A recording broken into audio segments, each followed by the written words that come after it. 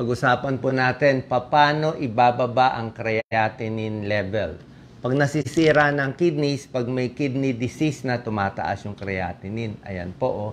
Stages ng kidney disease, stage 1 hanggang stage 5. Stage 1, stage 2, tumataas ng creatinine yan. Pag tumataas ng creatinine, yung lakas ng kidney humihina na. Pag stage 1, 90% na lang ang power ng kidney.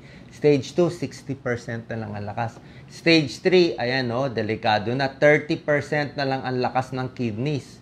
Pag stage 4, 15% na lang nagdadialysis na to. Kidney failure na po. So, ayaw natin umabot dito. Maraming Pilipino nakakasakit sa kidneys. Mga nagdadialysis sa Pilipinas, almost 100,000. Sobra dami.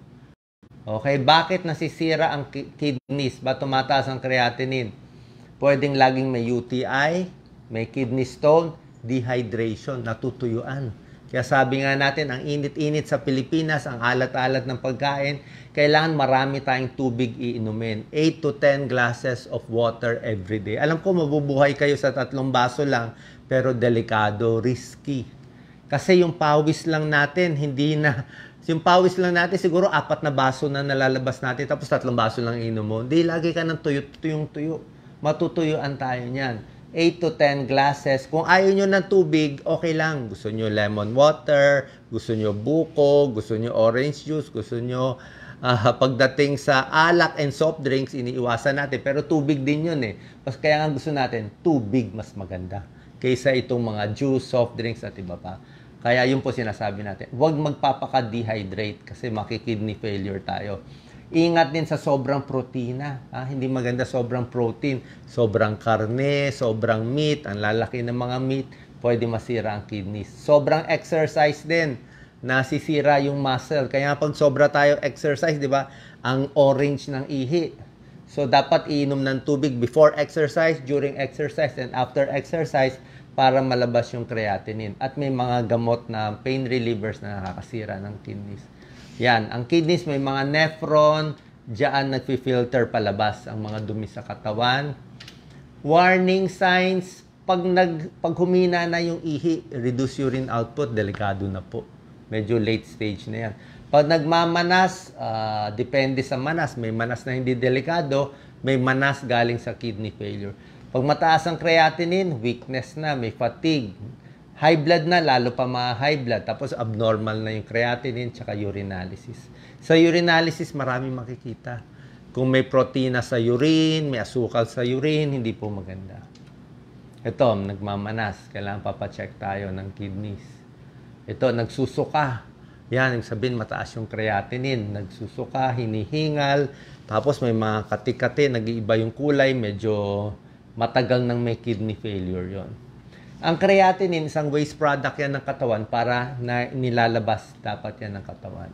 Ito yung normal creatinine level natin, no? Sa lalaki, 0.6 to 1.2. Sa babae, 0.5 to 1.5. Depende yan sa laki ng katawan. Yan ang tinitingnan ng mga nephrologists. Ako po, internist, nag-aaral din ako nito. Pero more cardiology ang nag-specialize ako. Pero kung malaki katawan nyo at lalaki, minsan nga 1.2, 1.3, okay pa eh. Kasi malaki katawan mo, allowed ka mataas ng creatinine.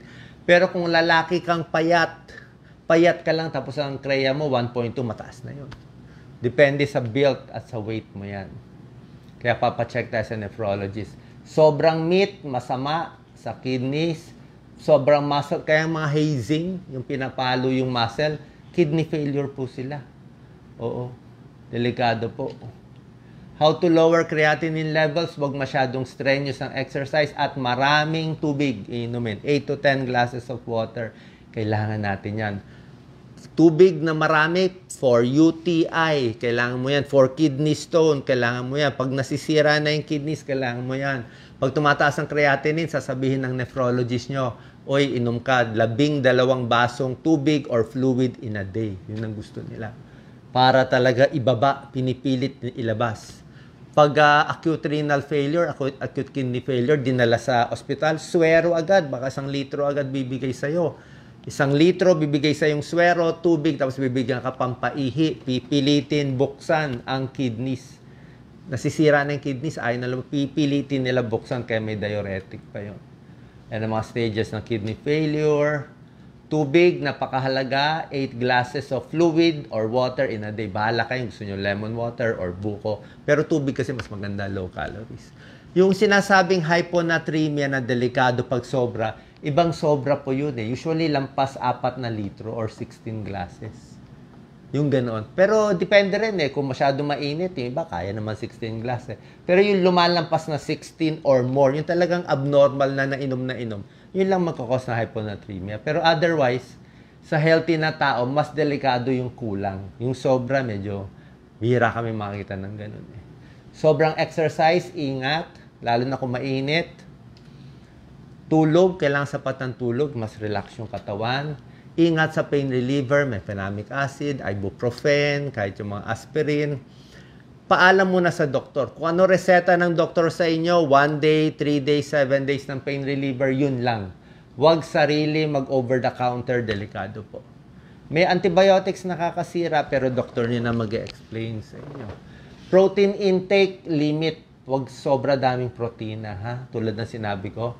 Kung gusto niyo protina, vegetable protein. Ito. Creatine supplements, hindi ko sinasabi bawal, pero pag nasobrahan nito, pwede tumaas yung creatine. Protein kasi siya eh. Protein shake eh, konting ingat. Sobrang alat, nagkakos ng high blood. High blood, masama sa kidneys. Gulay, pinakamaganda kung kaya mo mag-vegetarian. Pag mataas na yung kidney disease, stage 1, stage 2, stage 3, puro gulay na pinapakain. Although, pag mga stage 4, stage 5, tumataas na rin yung potassium, hindi ka na makakain ng high potassium foods. Nasisira na yung diet natin. Herbal tea, walang masama, pwede i-try. Ang top 2 causes ng kidney failure, first cause is diabetes. Pag may diabetes, may tulong ang gamot sa diabetes. Yung mga metformin, glycoside, glipizide, may tulong po yan. Maayos ang metformin, makakatulong siya makontrol ang diabetes. Pag nakontrol ang diabetes, mas hahaba buhay ng kidneys mo. Pag hinayaan mo mataas ang blood sugar, hindi ka uminom ng gamot, mabilis masira. Paka 5 years, sira na yung kidneys natin. Magdadialysis. High blood, yan ang number 2 cause ng kidney failure din. Okay? Ang gamot sa high blood, yung mga angiotensin ACE inhibitor, enalapril, captopril, maganda yan. Good for the kidneys, good for high blood. Itong mga losartan, valsartan, maganda rin yan for the kidneys. Nare-relax ang kidneys sa ganito. So ito, double purpose yan. Good for the kidneys, pinapabagal ang pagtaas ng creatinine. Who knows, baka bumaba pa yung creatinine with this medicine. Plus, gamot din sa high blood. Ha? Maganda yan. Ang magbibigay sa inyo, ang nephrologist ninyo. May binibigay din sila ketosteril, pampababa din ng creatinine sila na po magbibigay sa inyo. Ito, 10 common causes na nakakasira ng kidneys. Ulitin ko lang. Hindi umiihi, nagpipigil ng ihi, nagkaka-UTI, kulang sa tubig. Sabi ko, kailangan sapat ng tubig. Sobrang alat kumain. Hindi ginagamot ang UTI. Number 5, puro protina, puro karne kinakain. Unhealthy foods, puro fast foods. Number 7, puro pain relievers. Kahit konting sakit na ulo, inom ng pain reliever, delikado po.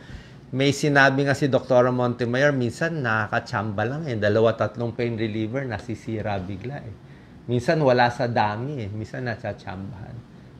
Yung gamot sa high blood and diabetes, iinumin. Number 8, iwas sa alak at dapat magpapahinga. Number 10. Blood test, urinalysis para malaman kung may kidney damage. At ang end stage nga, pag hindi natin naayos, dialysis ang papunta. Mahirap po mag-dialysis. Makaka-recover pa ba from dialysis? Yung doktor nyo nalang magsasabi. Pag acute kidney failure, yung biglaan lang nasira, na dehydrate, magda-dialysis pero pwede pa maligtas. Yung biglang sira ng kidneys. Pero yung chronic kidney failure na matagalang high blood, matagalang diabetes, pinabayaan ng matagal na panahon pag nag-dialysis, mahirap na po ibalik sa walang dialysis. Ang next option dito is kidney transplant. Mas maganda ang kidney transplant, mas mahal lang kaysa sa dialysis. Massage, makakatulong, nakaka-relax. Lifestyle change. Papacheck tayo sa ating nephrologist. Saan po nakatulong tong video? Ingatan palagi ang ating kidneys. God bless.